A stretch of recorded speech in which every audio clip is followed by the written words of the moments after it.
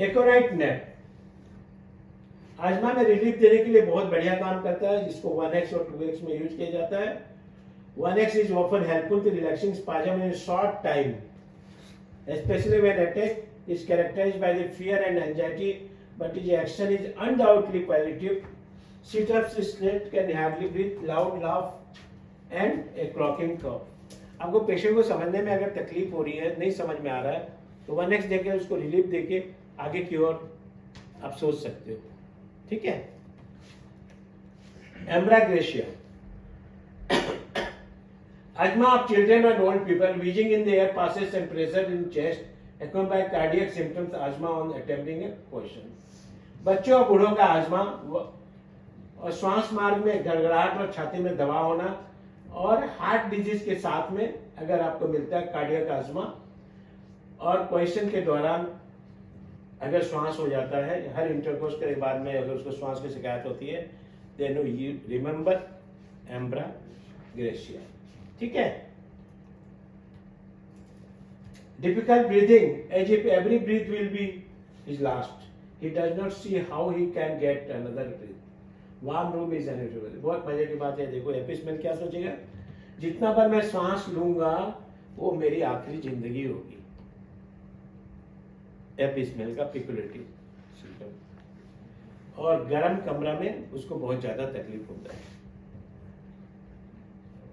Aralia racemosa, dry व्हीजिंग respiration, सूखी और घरघराहट वाली सांस with sense of impending suffocation and rapidly increasing oppressed breathing, loud wheezing, respiration during on breathing, loud wheezing respiration coming on immediately on lying down at midnight, loud musical whistling during inspiration and expiration, but louder during inspiration. देखो श्वास लेते और छोड़ते समय तो आवाज आएगा, लेकिन जब सांस छोड़ेगा तो बहुत जोर से आवाज आएगा। श्वास लेते समय उसको कम आवाज आएगी, छोड़ते समय अगर ज्यादा आवाज आ रहा है, दैट इज एरेलिया रेसिमोसा। एक एक सिम्टम को जानो, पिकुलिटी। आजमा पेशेंट में है तो इन सब लक्षणों को जानने की कोशिश करो। ये सबका मेडिसिन का नॉलेज और याददाश्त जरूरी है, अदरवाइज समझ नहीं पाओगे क्या मेडिसिन देना है। Asafoetida, short ringing cough excited by tickling in the trachea, गले में सुरसुराहट के साथ में खांसी आना। With asthmatic feeling in the trachea, asthma exerted by the full meal, breathing difficult as if lungs would not be sufficiently expanded. उससे मालूम पड़ेगा फेफड़ा उसका सिकुड़ावपन माने उसका सिकुड़ावपन ज्यादा हो रहा है, खुल नहीं रहा है, और उसे खाना खाने के बाद में उसका asthmatic अटैक ज्यादा होना। आफ्टर ईटिंग याद रखना, ऐसा पोइटिटा आफ्टर ईटिंग सांस लेने में जैसे कि फेफड़े में पर्याप्त रूप से विस्तारित नहीं हो पा रहा है।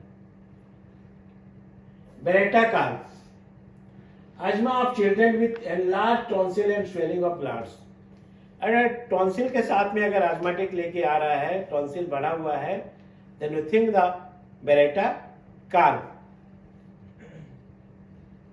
बेरेडोना का आजमा पे कैसे दोगे? With sensation of dust in the lungs, मालूम पड़ा फेफड़े में डस्ट भरा हुआ है।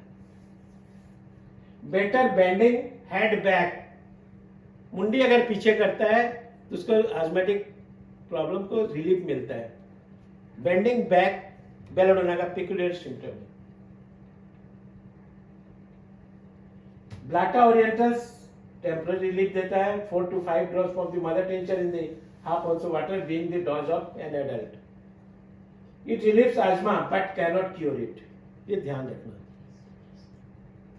आज ब्लाटा आजकल पूरा फेमस है, पेटेंट मेडिसिन और रिलीफ देता है। आदमी रिलीफ लेता है तो ही खाते रहता है, लेकिन क्योर का वो समझता नहीं है, उसे क्योर नहीं होता। इसलिए इस पर ज्यादा काम करने का जरूर नहीं है। आपके पास आएगा पेशेंट परमानेंट ठीक होने के लिए, टेम्पोररी तो एक गोली खा के भी पप मार के भी हो सकता है, लेकिन क्योर नहीं हो सकता।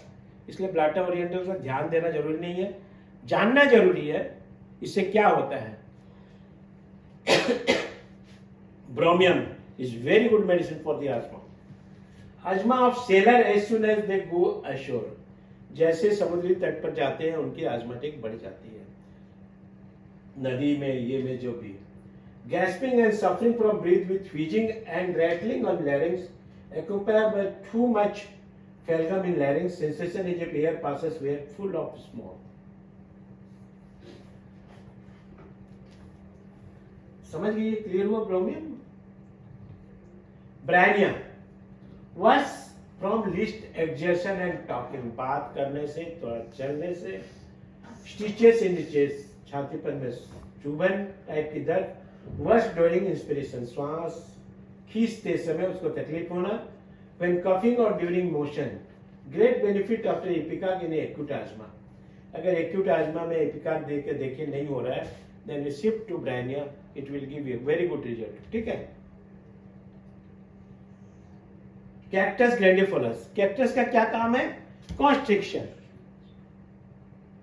बहुत ज्यादा नहीं समझ में आ रहा, कॉन्स्ट्रिक्शन हो रहा है, it is very good medicine for dilator, आपके स्टेरॉइड से भी बहुत बढ़िया काम करता है कैक्टस ग्रैंडिफोलस, और परमानेंट क्योर भी कर सकता है। ठीक है?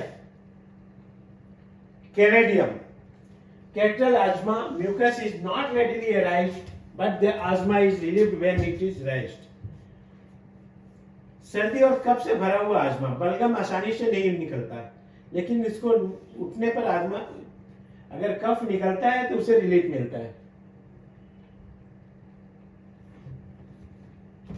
कार्बोवेज, कार्बोवेज भी आजमा के लिए बहुत अच्छा मेडिसिन है। कब देना है?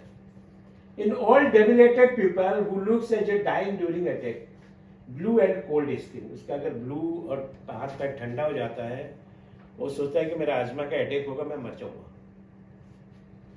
Dzire to be fan chronic once और ट्वाइस मंथली, हमेशा पंखा उसको पास में चाहिए। ठीक है? China, appears as if dying during attack, हर बार अटैक आने के बाद मैं मर जाऊंगा, मरने जैसे हालात हो जाता है जितना बार अटैक आएगा। Wheezing and groaning, puffing, blowing of the cheeks, better by every other day, एक एक दिन छोड़ करके वो ठीक रहता है, एक दिन होगा दूसरे दिन ठीक रहेगा। ये क्या है? चाइना का मुख्य लक्षण है।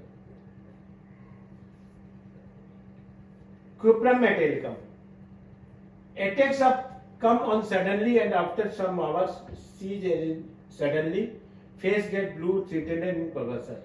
इसके हमले आजमा का अचानक होते हैं, कुछ घंटे के बाद में अपने आप ठीक हो जाता है, चेहरा नीला पड़ जाता है और कन्वल्शन होने का डर रहता है कि अगर आजमा हुआ तो कन्वल्शन हो जाएगा, फिट्स आ जाएगा।